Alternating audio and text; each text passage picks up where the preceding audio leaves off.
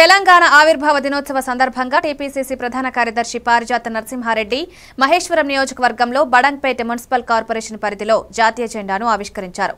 ఈ సందర్భంగా ఆమె మాట్లాడుతూ తెలంగాణ రాష్ట్ర అవతరణకు ఎంతో మంది త్యాగాల ఫలితం తెలంగాణ రాష్ట్రమని, ఈ నేపథ్యంలో సోనియా గాంధీ మంచి మనసుతో రాష్ట్రాన్ని ఇవ్వడం జరిగిందని, రేవంత్ రెడ్డి నాయకత్వంలో తెలంగాణ రాష్ట్రం దినదినాభివృద్ధి చెందుతూ ఉందని, బడుగు బలహీన వర్గాల నిరుపేద కుటుంబాలకు ఆశాజ్యోతిలా నిలుస్తుందని పేర్కొన్నారు.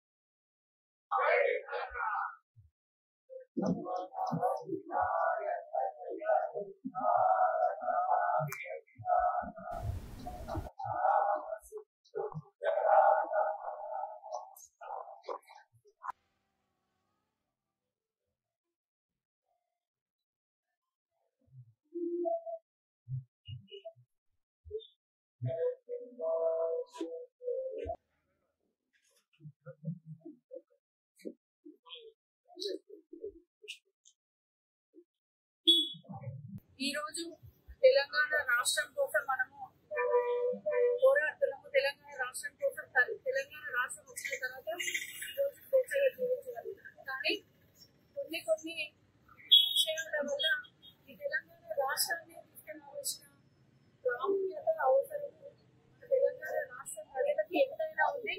ఈరోజు ఉద్యోగాల కోసమే కానివ్వండి, నిరుద్యోగులు కానివ్వండి, ఎన్ని అవసరం పడడం మనకు తెలుసు. కానీ ఎంతో మంది త్యాగమూర్తుల ఫలితమే ఈ తెలంగాణ రాష్ట్రము.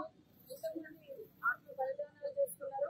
1200 మంది మనకి తెలిసి, కానీ ఇప్పుడు కాకుండా ఒకప్పటి నుంచి కూడా తెలంగాణ రాష్ట్రం కోసం పోరాడిన నాయకులు ఎంతో మంది బలై ఉన్నారు.